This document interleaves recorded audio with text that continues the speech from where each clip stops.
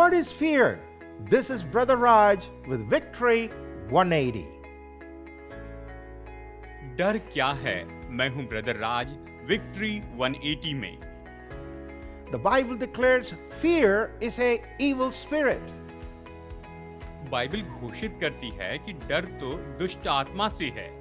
In the book of 2 Timothy chapter 1 verse 7, दूसरा तिमुथियुस अध्याय 1 वचन 7 में God's word says, God has not given us a spirit of fear, but of power and of love and a sound mind. परमेश्वर का वचन कहता है क्योंकि परमेश्वर ने हमें भय की आत्मा नहीं, लेकिन प्रेम, सामर्थ और संयम की आत्मा दी है।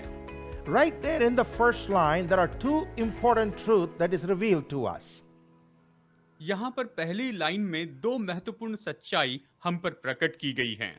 First, fear is a spirit and it is from the devil.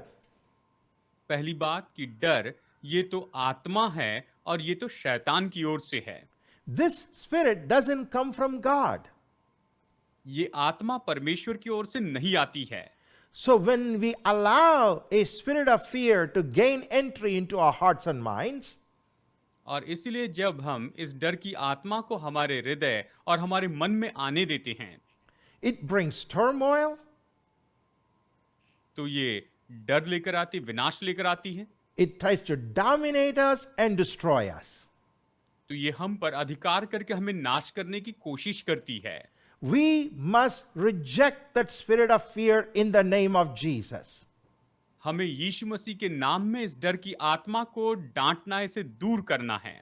When a spirit of fear is in our hearts, जब डर की आत्मा हमारे मन में होती है, it paralyzes our faith.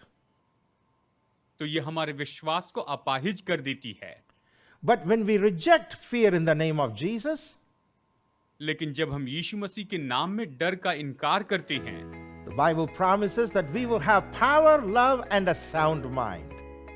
तो बाइबल प्रतिज्ञा करती है कि हमारे पास में प्रेम, संयम और सामर्थ की आत्मा होगी।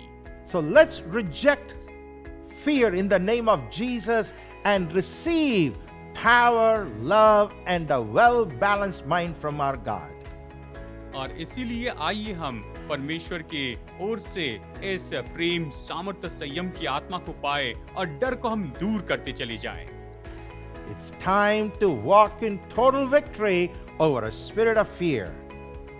ये समय है कि हम डर की आत्मा पर पूरी विजय में चलते चले जाएं।